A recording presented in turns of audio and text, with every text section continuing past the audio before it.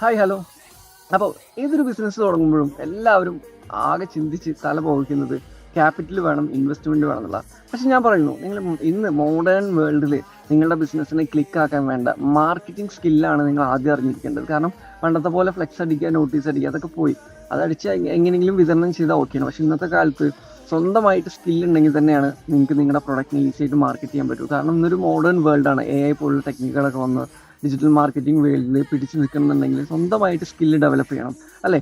അപ്പോൾ അത് നിങ്ങൾ പഠിക്കുക എന്നുള്ളതാണ്. അതിൽ ഏറ്റവും അഡ്വാൻസ്ഡ് ആയിട്ട് ഇപ്പോൾ ലേറ്റസ്റ്റ് ആയിട്ട് പഴയ ഡിജിറ്റൽ മാർക്കറ്റിംഗ് ടെക്നിക്കുകളൊക്കെ മാറി. പെയ്ഡ് ക്യാമ്പയിൻസ് എപ്പോഴും നമുക്ക് ചെയ്യാൻ പറ്റില്ല.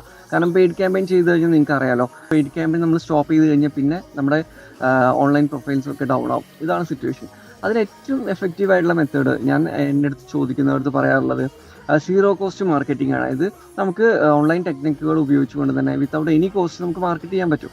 അപ്പോൾ നമ്മൾ എത്ര ക്യാപിറ്റൽ ഇൻവെസ്റ്റ് ചെയ്യുന്നു എന്നതിലല്ല, നമ്മൾ മാർക്കറ്റിംഗ് പ്രോപ്പർ ആക്കുക എന്നുള്ളതാണ്. അതുപോലെ തന്നെ നമുക്ക് ട്രസ്റ്റഡ് മാർക്കറ്റിങ്ങിൽ നമുക്ക് എന്ത് ചെയ്യാം, ഇൻവെസ്റ്റ് ചെയ്യാം.